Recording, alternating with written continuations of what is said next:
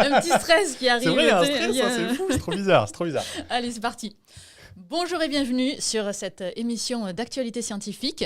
Aujourd'hui, au programme, les livres de biologie ne sont désormais plus à jour car un nouveau type de cartilage vient d'être découvert. Le genre de choses qu'on n'imaginait pas encore découvrir. Exactement. Dormir nous permet d'enregistrer nos souvenirs, nos expériences sans effacer les précédents. Et ce sont les pupilles des yeux qui nous en révèlent le mystère, Viviane. Oui, et enfin, dernière actualité, question existentielle. Qui est le plus intelligent entre Thomas et moi ? La science ne répond pas à ça. Mais par contre, elle s'intéresse à la différence entre l'humain et la fourmi. Ouais. Et bien, vous verrez que la réponse n'est pas si simple. Absolument. Et puis, comme on est en live, eh bien, on va vous faire réfléchir. On va vous faire penser, essayer de savoir quelle est la réponse à un chiffre, le chiffre du jour. On a besoin de votre expertise sur le chat. On vous propose de jouer avec nous. Voici le chiffre que Viviane vous montre, 2800. On vous demande à quoi correspond ce chiffre de 2800 à votre avis. 2800 quoi ? 2800 quoi ? La seule chose qu'on peut vous dire, c'est que c'est beaucoup. Donc c'est un jeu, vous pouvez jouer dans le chat à nous dire ce que vous pensez, ce à quoi vous pensez que le 2800 correspond et ce sera résolu à la fin de l'émission et on va vous donner des indices aussi au fur et à mesure de l'émission. Absolument. Donc bienvenue dans cette émission, vous l'aurez compris, on parle d'actualité scientifique tous les mois de façon la plus nuancée possible, on est des anciens chercheurs nous-mêmes donc on aime ça quand c'est... assez nuancé et que c'est assez précis. Et là, mine de rien, on vient de vous donner le programme de l'émission du jour. Moi, c'est Viviane, si jamais vous ne me connaissiez pas, enchantée. Et vous êtes sur ma chaîne si vous nous regardez depuis YouTube. Absolument. Et moi, je m'appelle Thomas, vous êtes sur Science à la carte, une chaîne Twitch de vulgarisation scientifique, donc bienvenue à celles qui nous rejoignent.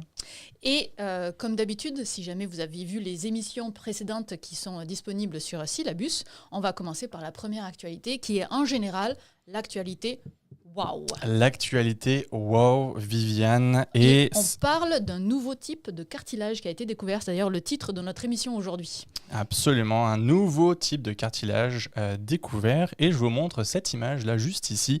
On dirait des petits pois verts, en tout cas, on ne sait pas trop exactement ce que c'est. On va tout vous raconter, qu'est-ce qu'il y a derrière tout ça.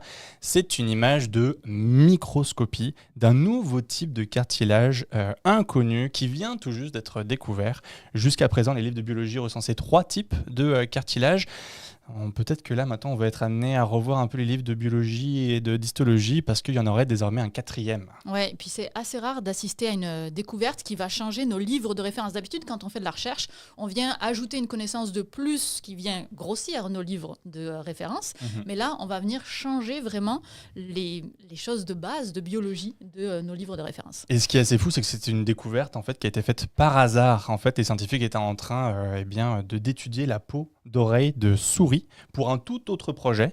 Et quand ils sont tombés sur leur champ de petits pois que vous voyez encore à l'image, au microscope, ils n'ont pas reconnu la structure classique d'un cartilage. Oui, d'ailleurs, alors nous, on a appelé ça un champ de petits pois. On trouve que ça ressemble à des petits pois. Ouais. Mais eux, ils n'ont pas du tout utilisé cette analogie. Et eux, ils parlent d'un papier bulle de gras. Et pour une bonne raison.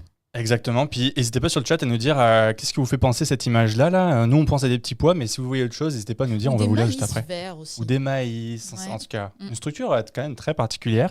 Et ce qu'on voit effectivement, comme tu le disais, c'est un cartilage particulièrement gras qui ressemble d'ailleurs en fait à du gras. Et c'est pour ça qu'ils l'ont appelé le lipocartilage. Lipo, ça veut dire gras. Tout simplement. Et donc là, on a dit que ça avait été trouvé chez la souris. Ouais. Est-ce qu'on en trouve chez l'humain ? Bonne question. En fait, on en aurait là où on a besoin d'une grande flexibilité justement de notre cartilage parce que c'est une des propriétés de ce cartilage-là. L'étude est encore préliminaire et ils en ont trouvé dans les tissus humains, fétaux, au niveau des oreilles, du nez, de l'épiglotte, également de la thyroïde. Mais comme tout ça, c'est préliminaire, évidemment, ça se peut qu'on en trouve aussi ailleurs, aussi chez l'humain. Donc à suivre. Affaire à suivre. Moi, ce qui m'a marqué en lisant cette étude, c'est que on parle d'une découverte, mais en vrai, c'est pas vraiment une découverte, parce que ça a été... eux, ils le connaissaient. Ils connaissaient pas ce type de cartilage-là. Mais ça ne veut pas dire que personne ne l'avait découvert avant. Absolument, en réalité, la première découverte de ce cartilage très graisseux date du milieu des années 1850. C'est vieux. C'était pas hier, par exemple, c'est un petit peu moins de 200 ans, par un zoologue et histologiste allemand, dont vous voyez l'image juste ici, un certain monsieur Franz von Ledig. Oui, mais à croire que monsieur Ledig était peut-être pas, je sais pas, très bon en marketing de la science. Ouais. Il n'a pas su faire reconnaître sa découverte parce que c'est tombé dans l'oubli. Effectivement, ça a été redécouvert à nouveau en 1960, puis en 1976, puis à nouveau tombé dans l'oubli. Alors, est-ce que 2025, c'est l'année où les livres de référence vont changer Ça, c'est une bonne question. Réponse dans 30 ans sur Twitch ou sur YouTube. Bah oui, hein. Évidemment. Parce que, évidemment, ça existera toujours, Twitch et YouTube. Évidemment. Allez, on enchaîne. Donc, revenons sur l'étude en question pour rentrer un petit peu plus dans le détail. Donc, n'hésitez pas à interagir dans le chat si jamais vous avez des questions. On va venir à vous prochainement. En fait, c'est une étude de chercheurs de l'Université de Californie à Irvine qui est parue en fait dans la revue Science, on a souvent dit dans les précédentes émissions que la revue Science est une revue quand même fiable, prestigieuse. C'est vrai que ça a un certain poids dans la communauté scientifique. Et les scientifiques en fait ont examiné des échantillons de nez et d'oreilles de souris au microscope. Et ils ont pu observer en fait une structure qui ressemblerait à une sorte de papier bulle, comme on a pu le dire tantôt. Mais contrairement aux autres types de cartilage, ce nouveau lipocartilage est composé de cellules remplies de gras, de lipides, d'où le nom, qui sont reliés en fait à un fin maillage de protéines. Et ça s'oppose à ce que les bouquins d'histologie nous disent. Donc vraiment sur la faible quantité de lipides dans le cartilage, là c'est vraiment rien à voir. Ouais, donc c'est vraiment ça qui est clé. D'ailleurs, parlons un petit peu des cartilages classiques. Donc on considère qu'il y en a 3. On va vous montrer à l'écran une petite image, donc maintenant 4 a priori. Et leur rôle au cartilage classique, c'est de résister aux forces de compression. Donc par exemple, si vous prenez le cartilage qu'il y a dans le genou, typiquement, lui, il est là pour résister aux forces de compression et de fournir un soutien dans les zones où la flexibilité est nécessaire, comme nos disques intervertébraux, donc ça c'est dans la colonne vertébrale. Et dans les 3 qu'on connaissait déjà, il y a le cartilage hyalin qui se trouve dans la trachée, le nez ou encore le sternum. On a le cartilage élastique qui est dans le larynx, l'oreille, ce genre d'endroit. Et enfin, le fibrocartilage dans les tendons, les ligaments et les disques intervertébraux. Et dans tous les cartilages, on retrouve surtout du collagène et des fibres élastiques dans des proportions qui sont différentes. C'est ça qui change la catégorie, qui amène à des caractéristiques différentes. Ouais. Mais on considère que les cartilages sont composés de très peu de lipides. Donc c'est vraiment ça la nouveauté. Et beaucoup de protéines donc pour cette résistance-là. Et là, on chamboule tout avec tout ce gras, quoi. Et pourquoi autant de gras ? Mais voyons, Thomas. Parce que le gras, c'est la vie. Le gras, c'est la vie. Absolument. Puis j'imagine que vous allez réagir sur le chat. Évidemment, le gras, c'est la vie. On aimerait ça, que dans les références scientifiques, on voit ça. Cette blague n'a pas du tout été scriptée. Ce serait quand même chouette. Oui, absolument. Ce serait très cool. On aimerait ça, mais malheureusement, ce n'est pas le cas. Ce n'est pas leur conclusion, à notre grand désespoir, moi puis Viviane.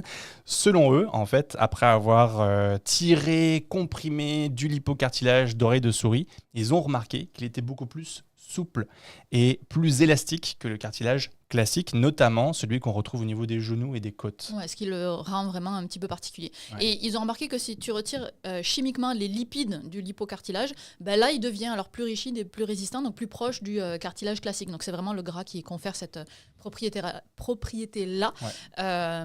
Mais évidemment, il faudra faire encore d'autres études. Tout ça, c'est vraiment dans l'actualité scientifique, donc à chaque fois, il faut aller plus loin. Et on s'emballe pas, encore une fois, classique. Non, c'est une étude et tu sais bien qu'il faut plusieurs études pour confirmer, avoir un consensus. On n'est pas rendu là, mais toujours est-il que les chercheurs considèrent que ce sont des structures qui sont stable. C'est-à-dire que dès que ce lipocartilage est en place, il sera là toute la vie de l'animal, en tout cas chez la souris. C'est pour ça qu'on ne s'emballe pas sur le chat, je vous vois déjà vous emballer. Ne vous emballez pas, on est chez la souris, pas chez l'humain encore.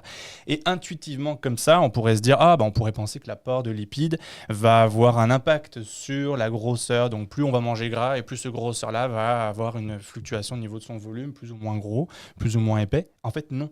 Contrairement aux cellules adipeuses, fameuse graisse que moi j'ai ce qu'il faut de mon côté, qui varie en fait en taille selon l'alimentation et selon l'apport calorique. Le lipocartilage ne change pas de forme. Ouais. Probablement parce qu'il est pas capable de 2 choses. 1, assimiler les graisses, et deuxièmement, de transporter les lipides des aliments vers le cartilage. Il n'aurait pas ces facultés-là, donc pas de fonction métabolique, et donc pour ce type de nouveau cartilage. Donc si j'ai trop de poids sur ma balance, je ne peux pas accuser mon cartilage ? Non plus. peut pas faire ça. Dommage. Dernière caractéristique du lipocartilage, son rôle, on ne le sait pas, on ne connaît pas encore son rôle. Ce qu'on sait, c'est qu'il y en a chez la souris, on en a vu aussi chez d'autres mammifères, donc les chauves-souris et les humains, mais ce serait absent chez les amphibiens, les reptiles et les oiseaux.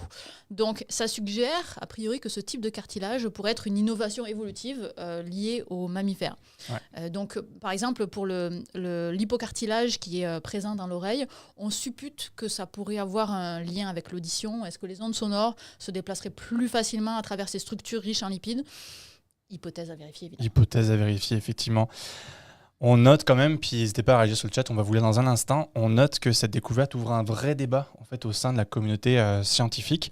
Comme dans de nombreux domaines, parfois vous avez une étude qui va un petit peu rebattre les cartes et semer un peu le trouble finalement et savoir un petit peu ok, qu'est-ce qu'on fait, est-ce qu'on a juste les livres de histologie, qu'est-ce qu'on fait, est-ce qu'on accepte ou pas ou non. Ici en fait on a un petit peu deux écoles. Certains chercheurs qui pensent vraiment que l'étude est solide et que ça vaut vraiment la peine d'aller un peu plus dans les détails et de changer justement les livres de histologie. Puis vous avez l'autre école qui dit plutôt on est un petit peu plus frileux par rapport à ces résultats. On pense qu'il faudra encore d'autres choses. Ça vaut vraiment pas la peine de rééditer tous les livres d'histologie dans les écoles de médecine et de santé de manière générale. Donc on n'est pas rendu là.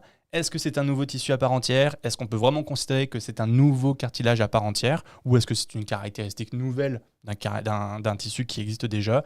Le débat est ouvert, mais c'est ni sur Twitch, ni sur YouTube, ni toi puis moi qui allons résoudre cette question, évidemment pas. Les scientifiques ne vont pas nous écouter. Par contre, le chat, vous avez probablement peut-être une expertise, donc dites-nous. Qu'est-ce que vous en pensez ? Bien sûr. Et la légitimité, absolument. Alors, on ne vous promet pas que la communauté scientifique va vous écouter, mais au moins, nous, on va vous écouter. Donc, on va vous lire. Et moi, ce que je trouve assez hallucinant, c'est qu'on le redécouvre encore aujourd'hui, quoi. Ouais. Parce que dans nos oreilles, dans le sternum, il me semble que ce ne sont pas des parties qui sont inconnues. C'était dans les tissus fœtaux. Donc, je ne suis pas sûre que ça a été découvert chez les adultes. Donc, à voir si chez les adultes, c'est toujours présent. Mais je trouve ça assez fascinant qu'on découvre ça encore aujourd'hui. Parce qu'en fait, on part du principe que c'est comme ça depuis la nuit des temps. On sait qu'on a 3 types de cartilage. Puis le corps humain, c'est pas quelque chose qui est difficile à étudier entre gros guillemets. Donc on pense que tout est cité, mais finalement non. Ouais. Et que l'étude soit faite au hasard, moi je trouve ça trop cool. Oui. Quand vous allez dans une direction et finalement qu'en fait vous vous rendez compte qu'en fait ça a à voir, mais que c'est totalement autre chose et que ça pourrait ouvrir une autre voie. Mais ça, c'est le piment de la recherche. Quand tu arrives à ça en recherche, c'est le crunchy. C'est trop bien. C'est le crunchy qui est cool. Bon, on voit qu'il y a plusieurs propositions pour le 2800, qui est le chiffre du jour qu'on essaye de vous faire deviner. Ouais. Donc, il y a des propositions de nouvelles espèces vivantes découvertes. J'en ai vu la fin de l'ère anthropocène. Pas sûr que ce soit aussi loin par exemple. Mais en tout cas, mais je veux ce que tu veux dire, Katara. Mais bon commentaire. Intéressant. Donc on a plusieurs suppositions. Et sinon, il y a une personne qui nous propose que notre vue du papier bulle, là, le vert, ce soit des nénuphars vus de dessus. C'est pas mal aussi. Très cool. Ça, attendez, je vais vous la remettre. Ouais. Je vais vous la remettre, regardez cette image-là. Qu'est-ce que vous en pensez ? N'hésitez pas à nous dire sur le chat. Moi, vraiment, des maïs colorés en vert. Maintenant, je vois que ça. Maintenant que j'ai dit ça. Moi, je reste sur le papier bulle. Tu restes sur le papier bulle ? Ouais. Ok, bon. Sur ce, on va vous donner un indice supplémentaire pour ce chiffre de 2800 pour essayer de vous stimuler à trouver d'autres réponses. Donc, on vous a dit que 2800, c'était beaucoup. Maintenant, on rajoute une information supplémentaire. Ce sont des mètres. On parle de 2800 mètres. Donc, on vous laisse brainstormer là-dessus pour essayer de trouver de quoi il s'agit. En attendant, j'aimerais vous parler un petit peu de cette émission-là. Cette émission-là n'est financée par absolument personne. Et on compte sur vous, non pas pour nous donner de l'argent là, on veut juste faire le maximum de vues en ce moment, parce que c'est le nombre de vues qui va déterminer si cette émission est capable de vivre ou non, parce que la capacité à financer une émission dépend de son reach, sa capacité à rejoindre des personnes. Donc, s'il vous plaît, commentez, likez, repartagez l'émission. Elle va être disponible en replay. Dès qu'elle est disponible en replay, repartagez-la. Vraiment, c'est la meilleure façon de nous aider pour un démarrage d'émission là sur cette chaîne C+, ou sur Science à la carte. Vraiment, c'est la clé. Donc, on a besoin de vous pour partager le plus possible l'émission. S'il vous plaît, ça va vraiment nous aider. Absolument. Est-ce qu'on enchaîne ? On enchaîne avec la deuxième actualité et on vous laisse réfléchir sur le fameux 2800 mètres qui est beaucoup dans le chat. La deuxième actualité, On va parler du cerveau et de comment il arrive à stocker toutes nos expériences, nos connaissances, sans pour autant effacer les anciennes informations. C'est une actualité, encore une fois, cool, mais On s'emballe pas, le parce qu'il ne faut classique. jamais s'emballer avec l'actualité. On a tendance, vous sur le chat, j'en suis certain, et bienvenue encore une fois à ceux et celles qui nous rejoignent. Oui. On a tendance à imaginer que notre cerveau est une sorte de disque dur géant assez extensible. On prend les expériences, on est capable de lire d'anciens souvenirs, mais pas tous. C'est beaucoup plus en fait complexe qu'un simple disque dur évidemment. Mais même si on ne comprend pas encore la structure, l'organisation et les limites, eh bien on vient d'élucider comment l'ajout d'un nouveau souvenir s'enregistre sans effacer les précédents. C'est quand même cool. Ouais. Moi, quand j'ai lu cette actualité, la seule chose à laquelle j'ai pensé, c'est mais moi, je trouve que des fois, ça efface des souvenirs. Ah oui, oui. Mais ça, moi, j'embarque avec toi absolument. Mais Oui. je pense que c'est plus à cause de l'âge. Tu crois? On vieillit les deux là. C'est vieux veut pas là. Viviane, fait qu'à un moment donné. C'est notre sort à tous. Hein. Oui, absolument. Même vous sur le chat, vous pensez Même vous sur le avoir chat, un disque dur extensible? Malheureusement, non, on est tous dans le même panier là-dessus, malheureusement. Mais une étude récente, menée sur des souris, c'est pour ça qu'on s'emballe pas, encore une fois, suggère que le cerveau utiliserait des phases distinctes du sommeil, pendant le sommeil, pour traiter les nouveaux souvenirs d'un côté et les anciens souvenirs de l'autre. En fait, les souris en laboratoire ont tendance à ouvrir les yeux un peu, justement pendant certaines phases du sommeil. Je vous montre une petite image. Attention pour ceux qui seraient un peu sensibles avec les pupilles. Je vous montre cette belle pupille juste ici. Et avec des petites caméras de suivi oculaire, les scientifiques ont observé qu'en phase de sommeil profond, les pupilles ont tendance à se rétrécir puis à s'agrandir à chaque minute environ. On a donc deux phases, pupilles contractées, pupilles dilatées. Ouais. Et là, moi, ce que je trouve fou, c'est que la contraction et la dilatation de la pupille seraient donc liées à ce que les souris enregistrent dans leur cerveau. C'est ça. Mais ça suffit pas. Ils ont combiné ces observations oculaires avec l'analyse de l'activité neuronale via des petites électrodes cérébrales et de l'optogénétique. Ouais, alors, optogénétique, opto, ça veut dire ce qu'on peut voir, ce qui est visible, et génétique, ça veut dire génétique.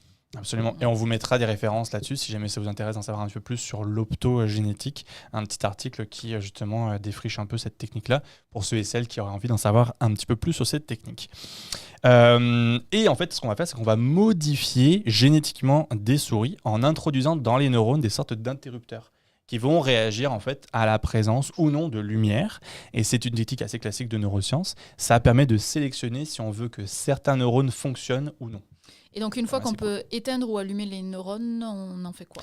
Comme on étudie les mémoires, on va faire en sorte de leur donner des nouveaux souvenirs en fait, à enregistrer, parce que c'est ça qu'on va mesurer. Donc ici, ils ont enregistré, ils ont entraîné à retrouver une friandise dans un labyrinthe. Un grand classique de neurosciences. Le petit classique, le petit bonbon qu'il faut chercher au fin fond du labyrinthe. Et juste après l'entraînement, pendant que les souris faisaient dodo, ils ont éteint spécifiquement les neurones qui sont impliqués dans la répétition de l'expérience, soit lorsque la pupille est dilatée, soit lorsque la pupille est contractée. Ouais. Ça, je trouve ça fou. Et donc ça, c'est pour voir si on peut corréler la contraction-dilatation de la pupille avec l'activation neuronale, donc l'enregistrement des souvenirs, c'est ça? Exactement. Et le résultat, vous avez deux cas de figure. Si l'activité des neurones est réduite en phase de petites pupilles, donc pupilles contractées, les souris oublient complètement où se trouve la friandise. Et si l'activité des neurones est réduite en phase de grandes pupilles, donc pupilles dilatées, les souris vont garder en tête où se trouve la friandise. Les nouveaux souvenirs sont toujours présents. En fait, c'est une phase qui aiderait en fait à consolider les anciens souvenirs. Ouais. Donc potentiellement, on aurait une sorte d'alternance du cerveau entre deux modes, donc enregistrement de nouveaux éléments et archivage des anciens. Ouais. Et c'est pas aussi mélangé que ça, c'est vraiment assez clair finalement les deux modes. Exact, c'est ça, ouais. C'est assez fou. Moi, je trouve ça, je la trouve folle cette étude. Aujourd'hui, on sait. Ce que je trouve fou, c'est qu'on sait exactement quel neurone il faut allumer ou éteindre pour provoquer l'enregistrement de nouveaux souvenirs, en tout cas chez la souris, du moins évidemment, chez l'humain c'est autre chose, et que ce soit corrélé avec la dilatation de la pupille. Déjà, comment est-ce qu'on a eu l'idée que ce soit lié à la contraction et dilatation de la pupille? Je trouve ça fou. Par contre, ce qui est intéressant, c'est que cette recherche en fait, va s'ajouter à nos connaissances que l'on a actuellement. Par exemple, on sait déjà depuis longtemps que durant le sommeil, il se passe beaucoup de choses, notamment la création, la consolidation de souvenirs, des expériences de la journée. Il y avait une étude précédente qui avait pu démontrer que lorsqu'on dort, le cerveau va rejouer en fait les expériences. Et les neurones qui s'étaient activés durant l'exécution d'une activité vont rejouer pendant le sommeil. Ça va permettre de consolider le souvenir en tant que tel, donc une réactivation pendant le sommeil. Et tu sais bien, en éducation, on aime ça, dire qu'il faut constamment répéter pour que ça rentre et qu'on finisse d'apprendre. Et c'est vrai, et c'est encore la même idée ici. Bref, tout ça permet de s'assurer d'avoir cette mémoire, ces souvenirs, cette sauvegarde dans notre disque dur. Ouais. Et donc cette étude, elle est publiée dans le journal Nature, encore une fois une revue particulièrement prestigieuse, donc a priori assez fiable. Et ça montre donc que le processus est beaucoup plus complexe qu'il n'y paraît. L'écran, absolument. L'écran. J'arrive. Le processus est encore plus complexe qu'on ne le pensait. Et donc, il y a un lien entre la pupille des yeux pendant ces phases de consolidation. Ouais. L'étude a été faite chez la souris, donc pas d'extrapolation. On ne s'emballe pas, encore une fois. Les souris sont les animaux qui nous amènent le plus d'informations en science. Hein. Ouais. Donc, les scientifiques estiment que ça pourrait aussi se passer chez les humains, mais on n'en a pas encore la preuve. Si ça s'avère être vrai quand même chez l'humain, ça pourrait vraiment amener de nouvelles potentielles voies thérapeutiques, nouvelles connaissances dans le processus de mémorisation, de consolidation de la mémoire, des souvenirs. Évidemment, mieux comprendre certaines pathologies qui seraient liées donc à des enjeux de troubles de mémoire. Bref, on a encore beaucoup de choses à suivre. C'est une étude, encore une fois. On ne s'emballe pas, ça a été fait chez la souris, mais ce lien et cette consolidation durant le sommeil, c'est quand même très intéressant. Ouais. C'est tellement fascinant, encore une fois. Je trouve ça incroyable. De toute façon, les neurosciences, de manière générale, je trouve ça assez incroyable, ce qu'ils arrivent à faire. Voilà. Petite pause. Alors que dans le chat, j'ai vu que ça a avancé aussi sur l'estimation de ce qu'est ce 2800. Okay. Donc, on a la longueur de tous les neurones mis bout à bout comme proposition sur Twitch. C'est pas mal, parce que c'est en lien avec l'actualité. Mais je pense, j'ai l'impression que ce serait beaucoup plus que 2800. C'est un peu court, ça me paraît aussi un peu court, 2800. Mais on n'a pas la réponse, donc si ça se trouve, peut-être. Mais... Ça me paraît un petit peu court. Et on a une autre proposition, la longueur d'un futur détecteur d'ondes gravitationnelles. Pas mal aussi. Ouh, damn. C'est pas mal. Alors, c'est pas la réponse. On va vous rajouter un indice supplémentaire. Et là, je pense que ça va fuser parce que c'est un gros indice quand même. Donc, on vous a dit 2800 mètres, c'est beaucoup. Ouais. Précision supplémentaire, ça se déroule en Antarctique. Voilà. On va faire une autre actualité et après, ce sera la réponse. On vous laisse encore supputer sur ce que signifie ce 2800 mètres. Là, on se réchauffe. On se réchauffe quand même. Tu peux mettre la petite joke, c'est offert. Avec l'Antarctique. Ah là, on fait plaisir. Quel humour. C'est comme ça qu'on voit que les humoristes, c'est un vrai travail. Oui, merci beaucoup, Viviane, de rappeler, absolument. Hop là. Donc, on passe à la troisième et dernière actualité, qui est sur les fourmis qui sont collectivement plus efficaces que les humains. Parce que on pourrait se poser la question, quelle est l'espèce la plus intelligente? Comment est-ce qu'on peut mesurer le mieux possible l'intelligence? Alors, c'est difficile de mesurer l'intelligence. Eh bien, dans un certain contexte très particulier, les fourmis sont plus intelligentes que nous, humains. Voici la vidéo du jour. Regardez, je vous montre ça. Oui, on vous montre ça. Peut-être vous l'avez vu passer, elle a beaucoup été partagée sur les réseaux sociaux. Ouais. On voit des fourmis résoudre un problème complexe, donc d'arriver à faire passer cette forme étrange en T, en I, je ne sais comment l'appeler, d'un côté à l'autre sur cette plateforme de test. On voit qu'ils essaient beaucoup de combinaisons en tout cas, que se cassent un peu la tête, elles testent, elles retestent, hop, et puis elles finissent par y arriver. Et là, on a la comparaison avec les humains. On va faire une petite pause sur la vidéo avant d'aller trop loin. Donc les fourmis qu'on vous a montrées sont des fourmis folles à longue corne, c'est leur petit nom. Ouais. Elles finissent par y arriver, on le voit. Et on a comparé donc comment les humains se débrouillaient en comparaison. Le but étant d'évaluer l'effet d'intelligence collective et l'impact du groupe. Évidemment, la taille de l'objet a été adaptée à la force collective du groupe, parce que là, on n'est pas du tout sur une épreuve de force, on est vraiment sur une épreuve de résolution de problèmes. Mais j'ai l'impression que lorsqu'on va passer chez les humains, ça va pas jouer en notre faveur. Ouais. J'ai l'impression que, en tout cas, figure-toi que ça dépend. Parce qu'ils ont testé 4 situations différentes. Ils ont testé le groupe de fourmis, une fourmi seule, un groupe d'humains et un humain seul. Et à noter que dans certains groupes d'humains, donc pas tous, mais les humains ne pouvaient pas communiquer entre eux. Donc lunettes de soleil, masque, pas de parole, pas de geste, rien. Ok. Ouais. Ça complique un peu l'affaire. Ça complique encore plus l'affaire. Résultat, côté fourmis, les groupes de fourmis étaient plus efficaces que les fourmis seules, ce qui démontre un avantage d'être plusieurs dans la résolution de problèmes pour les fourmis. Et les chercheurs parlent d'une éventuelle mémoire collective, on met ça entre guillemets, pour éviter de refaire constamment les mêmes erreurs. Elles avaient cette capacité-là. Côté humain, c'est plutôt le contraire. Les groupes étaient parfois moins performants que les individus seuls, voire que les fourmis, surtout lorsqu'ils ne pouvaient pas communiquer. La communication, c'est important chez nous. Et ils avaient tendance à tirer des conclusions hâtives, à adopter des solutions inefficaces, plutôt que de prendre le temps d'évaluer le problème.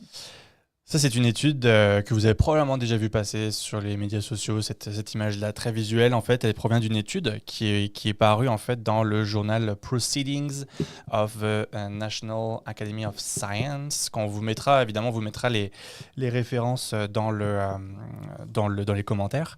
Juste ici, la publication qui est juste là. Et en fait, les chercheurs suggèrent que contrairement aux fourmis, les humains ont besoin de communiquer, de raisonner ensemble pour résoudre efficacement des problèmes. Sans communication, ils vont céder à ce qu'on appelle le groupthink, donc la pensée de groupe. Il y a des stratégies qui sont un petit peu plus inefficaces. Par contre, si jamais vous êtes intéressé sur le chat à en savoir un petit peu plus sur ce sujet-là, n'hésitez pas à aller voir la dernière vidéo de Foloscopy, une des dernières vidéos de Foloscopy, qui justement traite ce sujet-là et de l'aspect d'intelligence entre gros guillemets chez les souris versus les humains. Et aussi, j'en profite pour vous dire que quand on a lu cette actualité-là avec Viviane, moi, le premier réflexe que j'ai eu, c'est de me dire probablement que ça va être récupéré par des groupes de com en entreprise pour faire du team building, pour justement mieux l'idée une équipe. Vous voyez, les fourmis, elles communiquent entre elles, donc elles sont plus performantes, etc. Donc attention à ces formations-là qu'on pourrait trouver un peu partout. Et si jamais vous voyez la vidéo des fourmis comme ça qui pop dans une formation, pensez à nous. Et levez le flag, dites-vous, ouais, ça a été fait chez la fourmi, pardon. Et chez l'humain, c'est peut-être un petit peu différent. Donc, c'est une image qui est très parlante, qui est très belle. On voulait un petit peu vous en parler un peu en mode vidéo du jour. Mais attention à remettre en contexte et à pas non plus mettre tous les œufs dans le même panier en mode, vous voyez, chez les humains sont moins intelligents que les fourmis. C'est pas tout à fait le cas, ça dépend du contexte. L'intelligence, c'est difficile à mesurer, c'est difficile à définir. Donc là, on montre un cas où les fourmis sont meilleures que l'humain dans une tâche très spécifique. Est-ce que de là généraliser ? Attention. Voilà. Mais c'est quelque chose qu'on a souvent tendance à faire parfois sur des études scientifiques qui sont faites c'est facile dans les médias. C'est très facile, c'est agréable. Oui. Mais non, malheureusement, c'est pas comme ça que la science fonctionne. Absolument. Voilà. Ça répond à des questions et puis ça réconforte d'avoir des réponses qui sont toutes faites comme ça, faciles. Mais malheureusement, c'est pas toujours le cas. C'est jamais le cas. Effectivement, On vous rappelle de partager l'émission le plus possible, s'il vous plaît. C'est vraiment ça qui va faire en sorte que l'émission survit et continue d'exister. On a vraiment besoin du plus de vues possible. Les vues, ça définit les revenus et les revenus définissent si on continue ou pas cette activité, tout simplement. Donc, s'il vous plaît, partagez l'émission. Il va y avoir le replay qui va être disponible juste après. Donc, partagez-le sur tous les réseaux sociaux. Mettez des commentaires, mettez des likes. Vraiment, ça va faire une différence phénoménale si vous nous aidez dans cette quête-là, d'avoir le plus de vues possible. Ça va faire une énorme différence. Absolument. J'ai vu sur le chat, Viviane, que des personnes avaient trouvé la réponse au 2800. J'ai vu des personnes qui avaient googlé la réponse. Ah, notre dossier. Ok. Parce que vu le petit pavé qu'on a sur Twitch là, de OAMGui, je pense que c'est googlé. En tout cas, OAMGui, bon, tu t'es fait avoir. En tout cas, tu t'es fait flaguer. Mais cela dit, dans le chat de C+, sur YouTube, on voit que c'est pas mal. On a la hauteur du plus gros iceberg, on a la profondeur de la plus grosse crevasse. Pas mal. Et il y a quelqu'un qui nous parle d'une taille de carotte. Ah ouais, on est là-dedans. Quelle est l'unité de 2800 2800, c'était le deuxième indice. Peut-être qu'on peut répéter les indices qu'on avait dit. 2800 mètres, premier indice. Exactement. Donc c'était en mètres qu'on voulait. Et la deuxième, c'était donc en Antarctique. Exactement. Et c'était un gros chiffre, par exemple. On n'est pas sur un... Je veux dire, c'est imposant. 2800 mètres, c'est beaucoup. Et justement, on termine avec notre chiffre du jour et qui est donc un record de carottes de glace, en effet. Absolument, 2800 mètres. Je vais vous montrer l'image juste ici que j'ai en stock. 2800 mètres, c'est donc cette longueur de la carotte de glace fraîchement extraite par des scientifiques du projet européen EPICA, European Project for Ice Coring in Antarctica. Ils ont réussi à extraire en Antarctique de la glace qui permettrait de donner des indices sur le climat sur Terre il y a 1,2 million d'années. On est quand même encore plus loin que la première actu, on parlait de 200 ans, on est vraiment très loin. Le précédent record, C'était 800 000 années. Et dans le communiqué de presse du consortium, les scientifiques parlent d'un accomplissement historique, tu m'étonnes. Ouais. Cette carotte a été extraite dans des conditions assez extrêmes, c'est assez fou, à 3200 mètres d'altitude. Je ne savais même pas qu'il y avait autant d'altitude en Antarctique. Donc ça, c'est sur le plateau central de l'Antarctique, où la température estivale moyenne est de moins 35 degrés Celsius. Canicule. Et nous, on se plaît à Montréal. Ouais. Le groupe de recherche a travaillé fort pendant plus de 200 jours, répartis sur 4 étés australes, pour extraire et traiter cette précieuse carotte de glace. Absolument. Et cette glace renferme des informations précieuses sur le climat, l'atmosphère de notre planète à une époque très lointaine. Les scientifiques espèrent que ces données nous aideront à mieux comprendre les changements climatiques passés. Quand même très le fun d'avoir ce genre de choses-là et surtout d'avoir des indices par rapport à ce qui s'est passé il y a quand même pas mal de temps là. Effectivement. Et ça va être un immense casse-tête maintenant, j'imagine, de retrouver l'histoire climatique de notre planète sur une période aussi longue. Ouais. Mais moi, ce qui me fascine avec ces carottes de glace, 2800 mètres de long, mais on s'entend que c'est pas un bloc, ça a forcément été coupé.